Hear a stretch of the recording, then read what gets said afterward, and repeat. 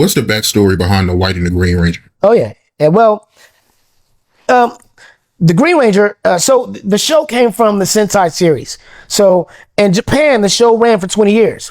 It wasn't called Mighty Morphin Power Rangers. It was called. It was Sentai. It was like it was a different name. They had different names, and every season they would change. So it was a successful show in Japan for 20 years. Saban saw this and was like, "I think I'm going to bring this to America. We'll change the actors in the beginning, make our own stories, but we'll add the Japanese footage and make it into our own American thing." Right.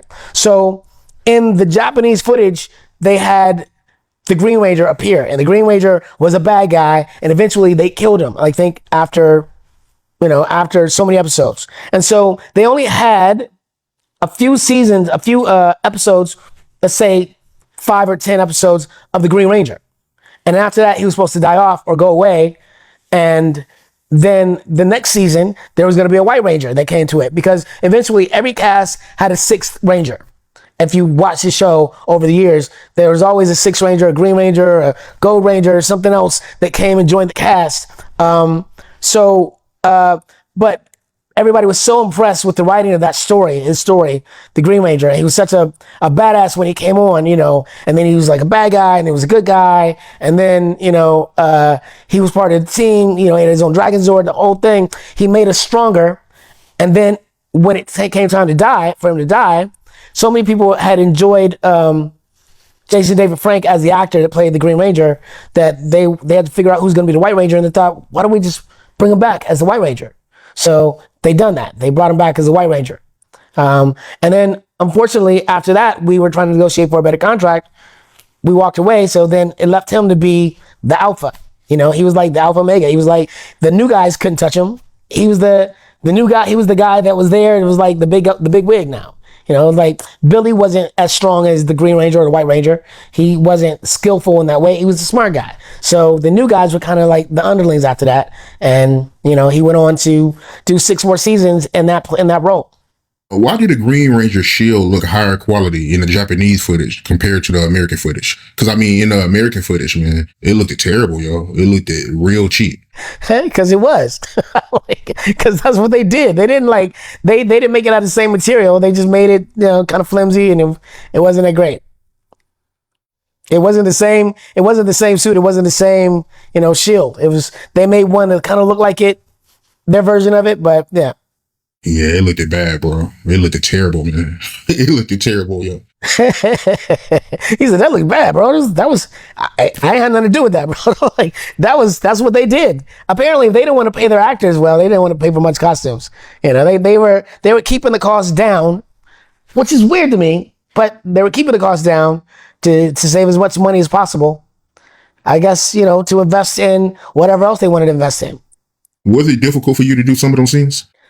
Difficult in the fact that it was taxing, and it was like a lot of physical effort. Even we would shoot 4 episodes every 2 weeks, right? And we would shoot according to set.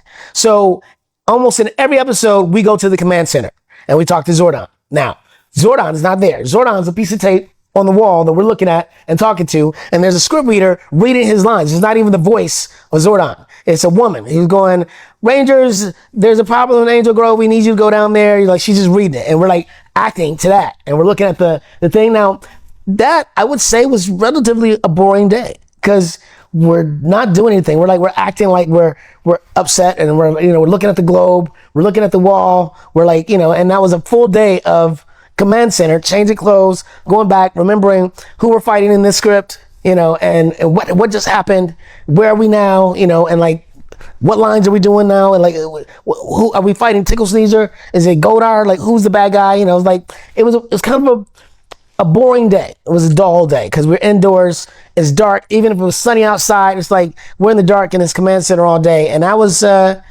taxing. But that is acting. Not all days are going to be adventurous and fun. Any day that was fighting for me, any day that I had to go and do a fight scene, then I was excited, because that was the most challenging thing for me, and I loved it because I get to create all this cool stuff that I had never even conceived of, and I had these great stunt guys that will motivate me to do even more. They were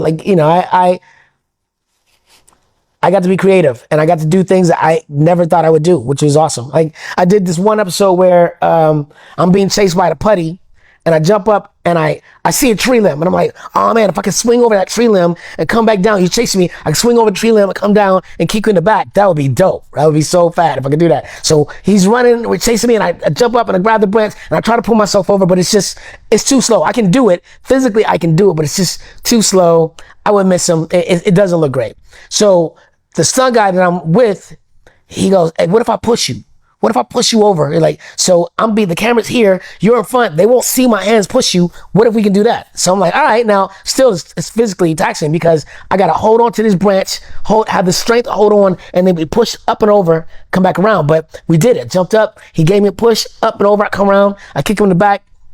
That stuff is not stuff that is easy to do and not something I would even consider imagining, except for I'm a superhero and I'm capable of doing almost anything. So it was awesome. Did you get any injuries? I might have pulled a hamstring every now and then, that kind of thing, but nothing severe. Nothing severe. We were training. I was training all the time. I was getting better all the time. I was working with the stunt guys, learning different martial art forms, different kicks, punches, throws. I was going to the gymnasium and I was learning to do, put patterns of flips together, round off, backflip, back tuck or back layout. I was learning all these things. So, and I was young and I was skilled. So, it worked out.